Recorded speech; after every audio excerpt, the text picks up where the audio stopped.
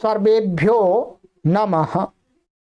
देववाणी संस्कृतम YouTube channel में आप सभी पाठकों का हार्दिक अभिनंदन है। मित्रों, कारक प्रकरण की इस श्रृंखला में आज हम 27वीं कक्षा को पढ़ने जा रहे हैं और इस कारक प्रकरण को इस पुस्तक के माध्यम से पढ़ाया जा रहा है। जो कोई भी पाठक इस सर्वश्रेष्ठ पुस्तक को मंगाना चाहें तो वीडियो के डिस्क्रिप्शन में वेबसाइट का लिंक दिया गया है, उस पर क्लिक करके ऑर्डर करके ऑनलाइन घर पर बैठे बैठे मंगा सकते हैं। आइए मित्रों, गत कक्षा में मैंने आपको सूत्र पढ़ाया था। सप्तमी का प्रकरण चल रहा है, अधिकरण कारक की बातें चल रही हैं। तो कहीं सप्तमी व्यक्ति का अधिकरण में तो होती है, उससे अतिरिक्त भी होती है, उसकी चर्चा आरंभ हो चुकी है। यतश्च निर्धारणम, यहाँ पर भी हमने देखा था, बता दिया था, समझा दिया था कि जिस समुदाय में से किसी एक का निर्धारण किया जाता है विशेष गुण को दिखाने के लिए, तो उस समुदायवाची शब्द में सप्तमी या षष्ठी कर देते हैं। उदाहरण ये दिए थे आपको, कविषु कालिदासः श्रेष्ठः आदि। इसके आगे मित्रों अब सप्तमी विभक्ति करने वाला सूत्र यहां पर दिखा रहे हैं। महर्षि पाणिनि की अष्टाध्यायी का सूत्र है ये।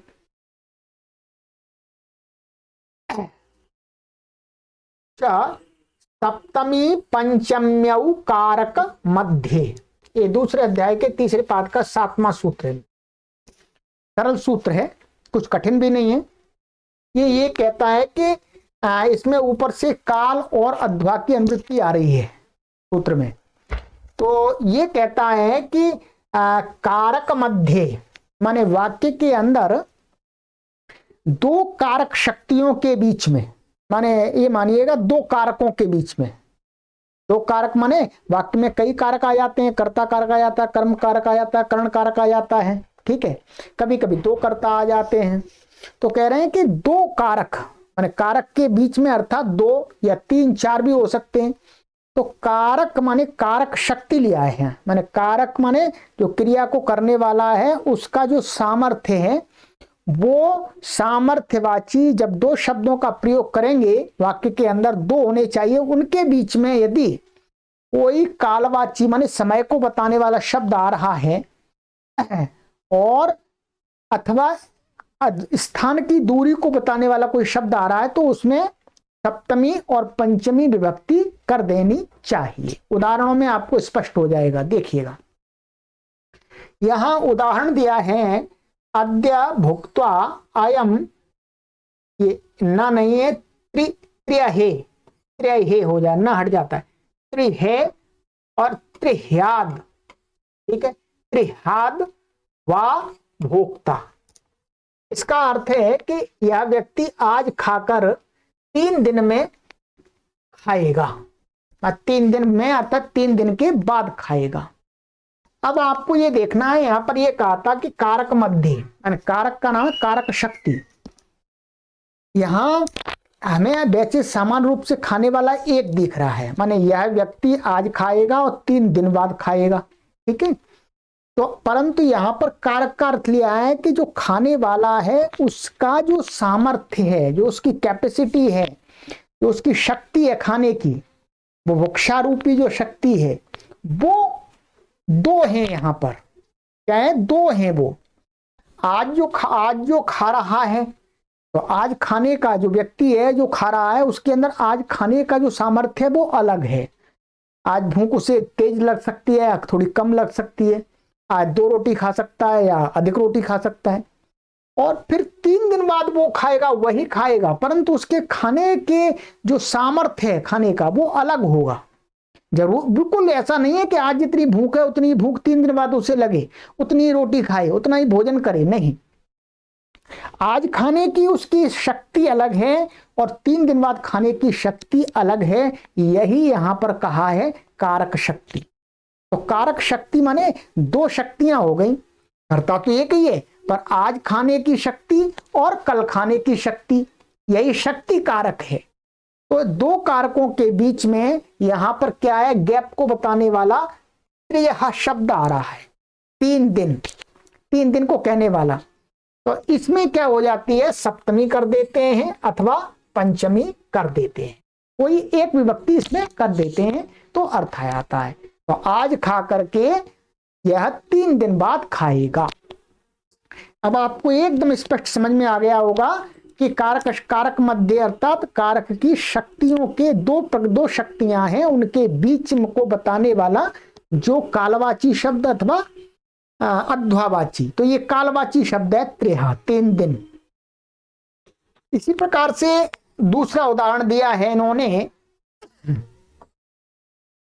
ये दिया है इहस्थो अयम क्रोशे क्रोशाद व लक्ष्यम विद्धित। ठीक है, यहां पर ये क्रिया है, ठीक है, और ये अयम माने कोई व्यक्ति है, ठीक है, तो ये है, ये करता है, ठीक है, ये क्या है, करता है, और लक्ष्यम ये क्या है, कर्म है, ठीक है, माने यहां स्थित होकर के यह व्यक्ति एक कोष स्थित लक्ष्य को भेद देगा, निशाना लगा देगा, एक कोष पर निशाना लगा देगा, ऐसा कह सकते हैं हिंदी में।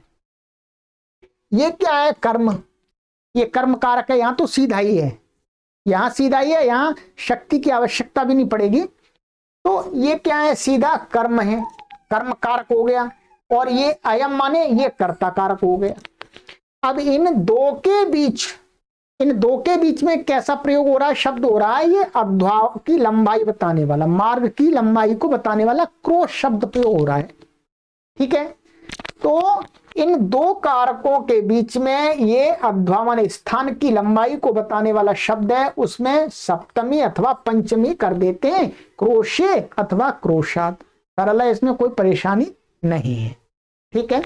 चलिएगा अब आ जाइएगा मित्रों, इसके आगे सूत्र है आपका सप्तमी का करना, तृतीया और सप्तमी को करने वाला, ठीक है। मुख्य रूप से सप्तमी को ले रहे हैं, पर कभी कभी ऐसे सूत्र भी हैं जो सप्तमी को भी करते हैं, सप्तमी के साथ षष्ठी को भी करते हैं, तृतीया को भी करते हैं, पंचमी को भी करते हैं। प्रसितोत्सुकाभ्याम तृतीया च, ये दूसरे अध्याय के तीसरे पाद का 44वां सूत्र है, ठीक है।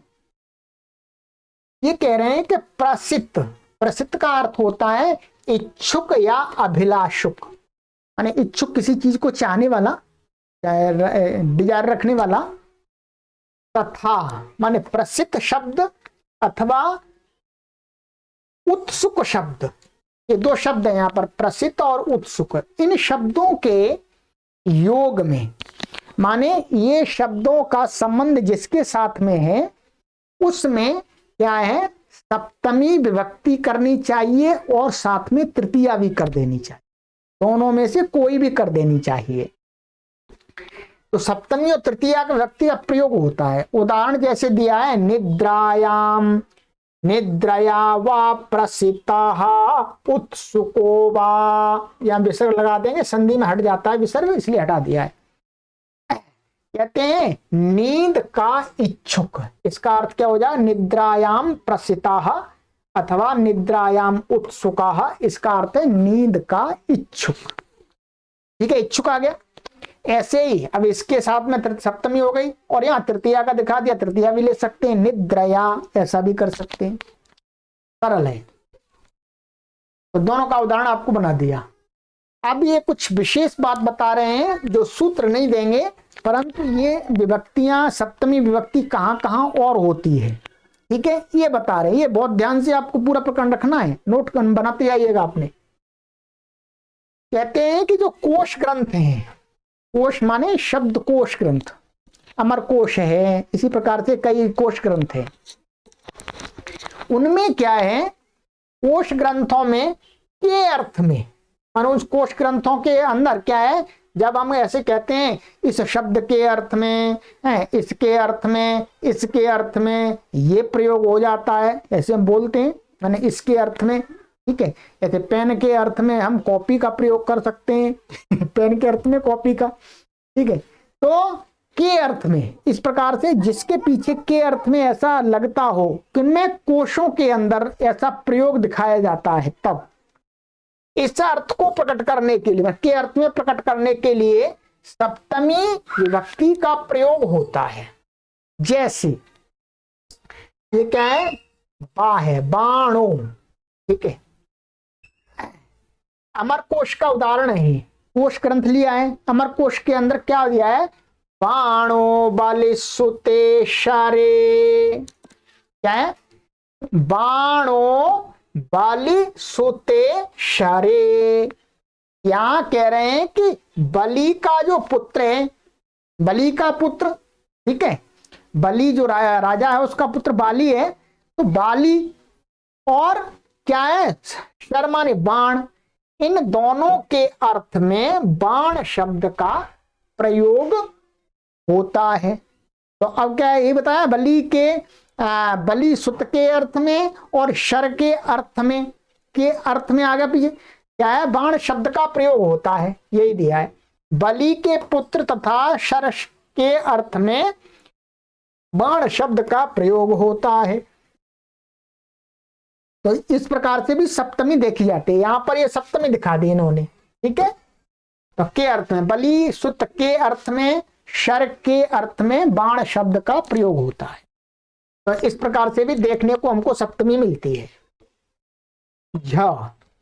व्यवहार या आचरण अर्थ वाले शब्दों के योग में भी सप्तमी विभक्ति का प्रयोग देखा जाता है। व्यवहार या आचरण, ये शब्द अथवा इनके पर्यायवाची शब्द, इनका योग माने जिसमें व्यवहार करना है, जिसमें आचरण करना है, तदवाची शब्द में भी सप्तमी विभक्ति देखी जाती है। जैसे आर्यो अस्मिन् विनयेन वर्तताम, क्या है, यहां पर क्या है, व्यवहार माने विनय रूपी व्यवहार, विनय रूपी व्यवहार क्या है, इसके योग में ये क्या है, यहां पर व्यवहारवाची शब्द है ये, ठीक है। तो अस्मिन माने श्रीमान, इसके साथ विनय पूर्वक व्यवहार करें, वर्तता। आर्य माने श्रीमान माने श्रेष्ठ व्यक्ति हुई, को इस व्यक्ति के साथ में, साधु व्यक्ति के साथ में ठीक प्रकार से व्यवहार करें। श्रीमान व्यक्ति कोई भी श्रेष्ठ व्यक्ति है, तो इसके साथ में ये, इसमें अस्मिन माने कोई व्यक्ति है उसको कह रहा है, तो अस्मिन में सप्तमी हो गई, ठीक है। माने विनयता का व्यवहार जिसमें किया जाए उसमें सप्तमी हो गई। तो ये आ गया आपका, ठीक है। ऐसे ही आपका ये है, देखिए, कुरु प्रिय सखी वृत्तिम सपत्नी जने, ये शकुंतला है, ठीक है। कि सपत्नी जने माने जो सौतेली होती हैं, जो सौतेली अर्थात एक पुरुष की कई स्त्रियां होती हैं, तो वो आपस में सौतन होती हैं, ठीक है। तो शकुंतला माने सपत्नी जने माने सौतों में के साथ भी प्रिय सखी वृत्ति माने प्रिय मित्र की, प्रिय सहेली के व्यवहार को कुरु माने करो, ठीक है। तो प्रिय सखी का व्यवहार करना, तो शकुंतला को कहा जा रहा है कि वो राजा दुष्यंत के यहाँ जा रही है, राजा दुष्यंत की और भी पत्नियां हैं, ठीक है। तो उनके साथ में, हे शकुंतला तुम अपनी सहेलियों जैसा व्यवहार करना। तो वृत्ति शब्द क्या है, व्यवहारवाची हो गया, और ये किसमें करना है, सपत्नी जन में, तो ये सप्तमी हो गई है, ठीक है। चलिएगा, इस प्रकार से बहुत सारे प्रयोग देखेंगे। और देखिएगा, गुरुषु शिष्टो व्यवहारः तस्य, माने गुरुजनों के साथ उसका व्यवहार बड़ा शिष्ट है। तो उसका व्यवहार माने उसका शिष्ट व्यवहार किसमें, गुरुषु, गुरुओं के प्रति है, गुरुओं के साथ है, ठीक है। हिंदी में आपको ऐसा अर्थ लगता है साथ, परंतु यहां सप्तमी होगी, ठीक है। यह स्नेह, आदर, अनुराग तथा इनका अर्थ देने वाले माने इनके पर्यायवाची अन्य शब्दों के साथ, शब्दों के योग में भी सप्तमी विभक्ति आ जाती है, ठीक है। माने स्नेह है, आदर है, अनुराग है, और इनके पर्यायवाची शब्द जब इनका प्रयोग करते हैं तो जिसमें अनुराग है, अर्थात ये शब्द जिसके विषय में कहे जाते हैं तदवाची शब्दों में भी क्या है, सप्तमी विभक्ति करनी चाहिए, अर्थात देखी जाती है। देखिएगा क्या है, उदाहरण देखिएगा, आप देखते जाइएगा। अस्ति में सोदर स्नेहोपेतेषु, माने इन पर मेरा सगे भाई का सा स्नेह भी है। ये वही का है, अभिज्ञान शाकुंतलम के हैं सभी। अस्ति में सोदर स्नेह, माने ये कैसा स्नेहवाची शब्द हो गया। सोदर माने सगे भाई के स्नेह, प्यार जैसा ही क्या है। अपि एतेषु माने इन भाइयों में भी मेरा प्यार सगे भाइयों जैसा है।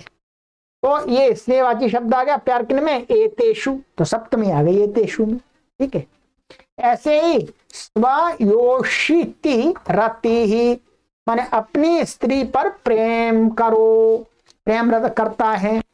तो यहाँ पर क्या रति शब्द क्या है, ये अनुराग या स्नेह प्रेम इसी के सारे पर्यायवाची हैं। तो स्वयोषिति माने अपनी पत्नी में प्रेम, तो यहाँ पर स्वयोषिति इसमें सप्तमी है, ये स्वयोषित तकारांत शब्द है ये। ठीक है, आगे मित्रों, देवे चंद्रगुप्ते दृढ़म अनुरक्ता प्रकृतयः, ये मुद्रा राक्षस का मित्रों। यहाँ ये कहा है कि देवे चंद्रगुप्ते दृढ़म अनुरक्ता प्रकृतयः, कि महाराज चंद्रगुप्त में प्रजा का बहुत बड़ा अनुराग है, प्रजा उनको चाहती है। तो देवे चंद्रगुप्ते प्रकृतयः अनुरक्ताः, मैं प्रकृतयः माने प्रकृतयः का अर्थ है प्रजाएं। तो जो प्रजा है वो दृढ़म माने मजबूती के साथ में, अनुरक्त माने लगी हुई है, प्यार करती है। तो किसमें करती है, चंद्रगुप्त में। तो देवे चंद्रगुप्ते में क्या हो गई, सप्तमी हो गई। ठीक है, आइएगा आगे देखिएगा। दंड नीत्याम नात्यादृतो अभूत, ये दश कुमार का है। दंड नीति के प्रति उसका बहुत आदर भाव नहीं था। माने दश कुमार में वो कहा जा रहा है कि न अत्यादृतो अभूत दंड नीत्यम, दंड देने में हर किसी को थोड़ी गलती, पर दंड देने में नहीं। दंड देने में उसका मतलब कोई आदर भाव नहीं था, वो प्रेम से सहानुभूति से इस प्रकार से वो लोगों का सुधार करता था। तो यहाँ क्या है, आदृत शब्द है, आदृत माने आदरवाची है ये भी। तो यहाँ पर क्या है, दंड नीति में सप्तमी हो गई है। ठीक है, आइएगा आगे। न तापस कन्यकायाम ममाभिलाषः, ध्यान दीजिएगा क्या कह रहे हैं, शकुंतला अभिज्ञान शाकुंतला का है, तपस्वी कंड की कन्या पर मेरा प्रेम नहीं है। तो ये वही कह रहा कोई, ना तापस कन्यकायाम, मैं तपस्वी की कन्या में, मम अभिलाषा, अभिलाषा माने प्रेम, वही अनुराग है, रक्त वाला है, अनुरक्त वाला, तो ये पर्यायवाची है। तो क्या है, तापस कन्यायाम, इसमें सप्तमी हो गई है। सरल है, इसमें कुछ कठिन समझने की बात ही नहीं है। हिंदी में आप ऐसा लगाते हैं, तापस कंड की कन्या पर मेरा प्रेम नहीं है। अब आइएगा, यहाँ पर इन्होंने एक टिप्पणी दिखा दी है, ये भी आप समझ लीजिएगा, तो इसमें भी आपको सहयोग मिलेगा। सरल है, टिप्पणी है इस बारे में, परंतु अनुपूर्वक रंज धातु, ध्यान दीजिएगा, अनुपूर्वक रंज धातु से बना हुआ जो शब्द होगा वो भी प्रेम को ही कहता है, अनुराग को ही कहता है। तो कहते हैं बने हुए शब्दों का द्वितीयांत के साथ भी प्रयोग पाया जाता है। सप्तमी तो होती है परंतु द्वितीया भी देखी जाती है। जैसे एषा भवन्तम अनुरक्ता, ठीक है, माने यह शकुंतला आप में अनुरक्त है।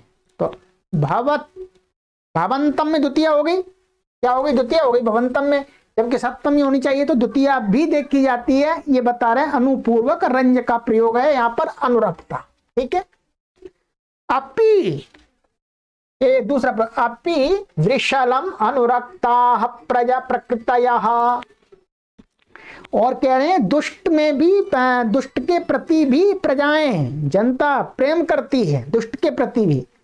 तो यहाँ वृषलम में द्वितीया हो गई है अनुरक्त के साथ में, ठीक है। किंतु ऐसे प्रयोगों में इन्होंने बता दिया है कि जो ये ऐसे प्रयोग मिलते हैं वो क्या है, ऐसे प्रयोगों में अनु को, तो अनु है, अनु की क्या है, कर्म प्रवचनी संज्ञा कही थी पहले, अनु की कर्म प्रवचनी संज्ञा पहले बता दी, द्वितीय वाले कर्म कारक में मैंने बताई थी। तो कर्म प्रवचनीय संज्ञा होने से क्या है, कर्म प्रवचनीय युक्त द्वितीया, उस सूत्र से वास्तव में द्वितीया हो जाती है, ठीक है। ये उससे हुई है अनु के योग में, ठीक है। चलिएगा अब आ जाइएगा आगे। आगे है आपका कारण अर्थ के वाचक शब्दों के प्रयोग में कार्य के वाचक शब्द में प्रायः सप्तमी आती है, ठीक है। कारण अर्थ के वाचक माने कारण का अर्थ होता है निमित्त, माने कारण शब्द स्वयं कारणवाचक है, तो कारण को कहने वाले कारण शब्द निमित्त हैं और जो भी है हेतु आदि हैं, उन शब्दों के प्रयोग में प्रयोग करते हैं। तो उन प्रयोग में उस वाक्य के अंदर जो कार्यवाची शब्द होते हैं, क्या कार्य, एक कारण हो गया एक कार्य हो गया, कार्यवाची जो शब्द होते हैं उनमें भी सप्तमी देखी जाती है। देखिएगा प्रायः का अर्थ है दूसरी विभक्तियां भी देखी जाती हैं। दैवमेव हि नृणां वृद्धौ क्षये कारणम, क्या कह रहे हैं, मनुष्य की वृद्धि और उसके विनाश में भाग्य ही एकमात्र कारण है। यहां पर क्या है, ये कारणम शब्द का प्रयोग हो रहा है। कारण माने हेतु, माने लोगों की वृद्धि माने उनकी उन्नति और नाश माने अवनति में क्या है, दैव माने उनका जो भाग्य प्रारब्ध है वही कारण है। तो क्या है, कारण दैव हो गया, ठीक है।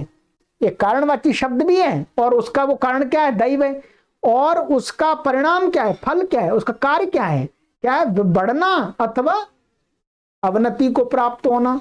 तो यहां पर सप्तमी हो गई वृद्धौ में और क्षय में, सप्तमी हो गई दोनों में। चलिएगा आगे आ जाइएगा। हाँ, युज धातु तथा उससे बने हुए अन्य शब्दों के योग में सप्तमी का प्रयोग होता है। माने युज धातु तथा उससे बने हुए प्रयोग, माने युज धातु के क्रियावाची रूपों के साथ में अथवा शब्द रूपों के साथ में, युज धातु से शब्द भी बनता है, ठीक है, योग शब्द बनता है युज धातु से, तो उनके योग में भी क्या सप्तमी होती है। जैसे असाधुदर्शी तत्र भवान काश्यपो यः इमाम आश्रम धर्मे नियुंक्ते। तो यहां देखिएगा ये युज धातु का प्रयोग हो रहा है सीधा नियुंक्ते निपूर्वक।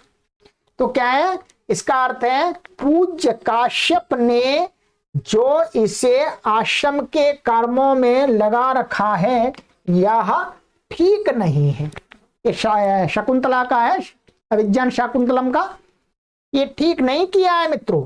तो यहां पर क्या है, यहां इसके योग में किसमें लगा रखा है, किसमें नियुक्त किया है, आश्रम धर्मे। तो इसमें ये सप्तमी हो गई आश्रम धर्मी में, सरल है। आइएगा ऐसे ही त्रैलोक्यस्य अपि प्रभुत्वम तस्मिन् युज्यते, माने त्रिभुवन का भी राज्य उसके लिए उचित ही है। तो तस्मिन् माने उसके लिए, हिंदी में तो उसके लिए आ रहा है, तो क्या है त्रैलोक्यस्य प्रभुत्वम, माने तीनों लोकों का प्रभुत्व माने शासन राज्य व्यवस्था क्या है, तस्मिन् युज्यते माने उसी के लिए योग्य, वो ही संभाल सकता है। और तस्मिन में क्या हो गई, सप्तमी हो गई युज्यते के साथ में। आइएगा ये हुआ आपका। यहां पर ये कह रहे हैं, थोड़ा सा टिप्पणी भी इनकी देख लेते हैं, बहुत अच्छे तरीके से उन्होंने लिखा है टिप्पणी। युज धातु के बाद वाले उचित अर्थ में विद्यमान उपपूर्वक पद इत्यादि धातुओं तथा उनसे बने शब्दों के योग में भी सप्तमी आती है और षष्ठी भी प्रायः प्रयुक्त होती है, दोनों हो जाती है। क्या कह रहे हैं? युज धातु के बाद वाले उचित अर्थ में, ठीक है, माने युज धातु के बाद वाले उचित अर्थ में विद्यमान उपपद, उपपूर्वक पद धातु। यहां पर देखिए उदाहरण में आपको दिखेगा, अथवा उपपन्नम एतद ऋषि कल्पे अस्मिन्, यहां ध्यान दीजिए, ठीक है।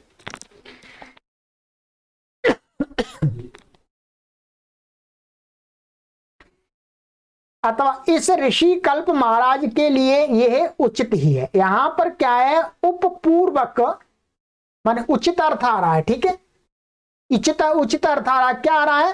उपपन्नम, उपपूर्वक पद धातु है। यहां लिखा इस धातु के बाद वाले, माने इस धातु के बाद वाले उचित अर्थ में विद्यमान उपपूर्वक पद धातु, ठीक है। हाँ, इसमें क्या है? ये जो प्रयोग दिए हैं इसमें इससे पहले युज धातु का प्रयोग हुआ है। क्या है? युज धातु का प्रयोग हुआ है, वो वाक्य नहीं दिखाया। तो इससे पहले हमने देखे युज धातु के अथवा, तो फिर कहते हैं फिर बाद वाले जो हैं तो उचित अर्थ में विद्यमान उपपूर्वक पद धातु का प्रयोग होगा, तो उसके साथ भी क्या है? सप्तमी का प्रयोग हो जाता है। तो ये दिया उपपन्नम, माने उपपन्नम एतद, माने यह ऋषि कल्पे अस्मिन् राजनी, माने इस ऋषि कल्प महाराज के लिए यह उचित नहीं है कि ये ऐसा व्यवहार करे। ऋषि कल्प माने एक काश्यप का ही है। काश्यप ने क्या है? इससे पहले यहां पर ये दिया था ना, यहां कि ये काश्यप ने कि इस काम में इसको लगा रखा है, यह ठीक नहीं है, ये ऋषि कल्प राजा है, इसके लिए इस राजा के लिए ये ठीक नहीं है, ठीक है। अथवा ये दूसरी जगह कहीं होगा, ये लिखा हुआ है यहां पर, आप देख लीजिएगा, ठीक है।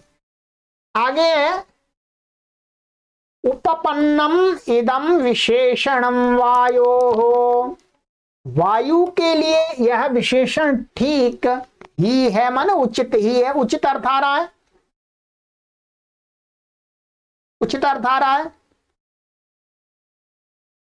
तो ये प्रयोग कहां का दिया है ये पता नहीं है, ऐसा ही दिया है। उपपन्नम इदम विशेषणम वायो, माने वायु के लिए यह विशेषण ठीक ही है। तो वहां पर प्रकरण में दिया होगा उसका, तो यहाँ वायु के लिए अर्थ आ रहा है, परंतु इसमें क्या है? हम करेंगे इसमें षष्ठी, तो षष्ठी भी बताई थी, षष्ठी आ जाती है। ये कोई विशेष ज्यादा ऐसा विशेष नहीं है, कहीं कहीं के लिए अपवाद है, और इसका अर्थ तो पहले आ ही चुका है। चलिएगा, आइएगा अब आगे देखते हैं।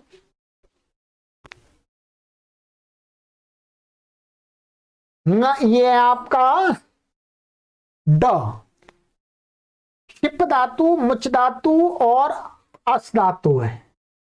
क्या है? अस धातु है, असु है, असु, अस ले लीजिएगा या, ठीक है। और पत धातु फेंकने अर्थ में है, ये अस, अस्यति वाली है, ठीक है। ये क्या है? अड़िजंत, माने ये धातु अथवा अड़िजंत इत्यादि धातु तथा इनसे बने हुए शब्द, इनसे शब्द भी बन जाते हैं, ठीक है, कृत प्रत्यय आदि करके। शब्दों के प्रयोग में जिस पर कोई वस्तु, क्या है? जिस पर कोई वस्तु रखी जाए या छोड़ी जाए, फेंकी जाए, तो जिस पर रखी जाए और जो जिस पर फेंकी जाए तदवाची शब्द में क्या है? सप्तमी हो जाती है। जैसे मृगेशु शरान मुमुक्षुः, हिरणों पर बाण छोड़ने का इच्छुक, तो बाणों को छोड़ने का इच्छुक किस पर है? हिरणों पर। मृगेशु, ये मृगेशु, तो यहां सप्तमी हो गई, ठीक है।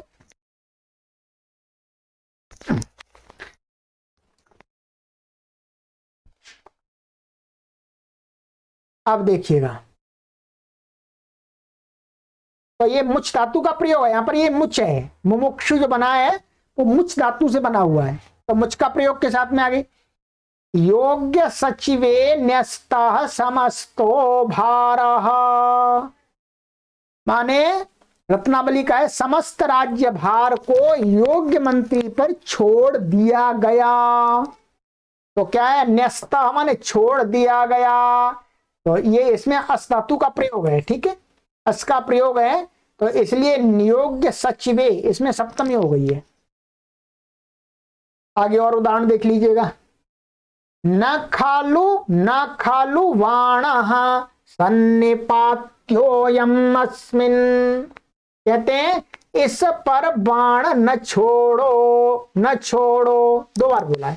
माने सुकुमार हिरण शरीर, माने कोई हिरण का बच्चा है, उस पर शकुंतला, उसमें आया भाई इसको मत मारो, इसको मत मारो, तो न खालू भाई नहीं नहीं, वाह खलवाण सन्निपात्य, बाण को नहीं फेंकना चाहिए, अयम यह बाण नहीं फेंकना चाहिए, अस्मिन माने इस हिरण के बालक पर।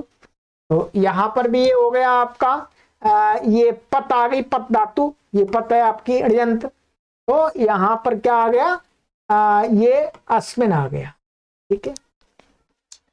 यहां पर ये जो अण्यंत लिखा है वास्तव में पत के लिए लिखा है, इनके लिए नहीं लिखा है, इसके साथ में अण्यंत लग सकता है, परंतु यह पत के लिए मुख्य रूप से लिखा हुआ है।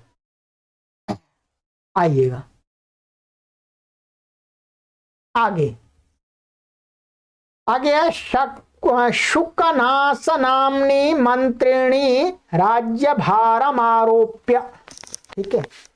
शुकनास नामक मंत्री पर राज्य भार को सौंप कर, तो ये क्या शुकनास नाम का कोई राजा मंत्री है, उसमें ये सप्तमी हो गई दोनों में, ठीक है।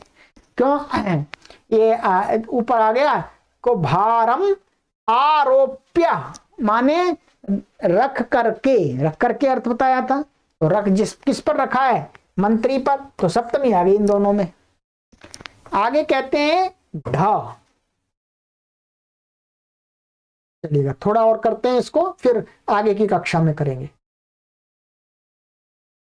व्यापृत, आसक्त, व्यग्र, तत्पर, कुशल, निपुण, शौंड, पर, प्रवीण इत्यादि शब्दों के योग में भी सप्तमी प्रयुक्त होती है।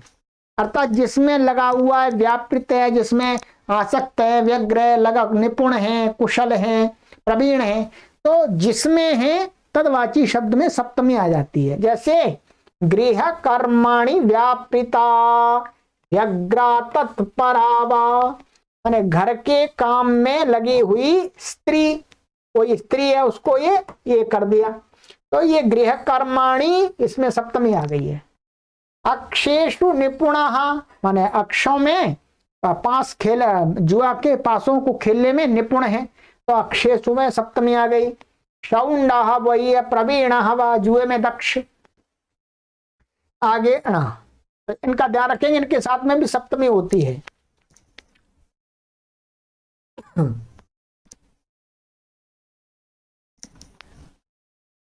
आगे अणा, इसका अंत में फिर नया सूत्र आएगा इसी का, सप्तमी का ये अभी थोड़ा और है, वो आगे कक्षा में करेंगे।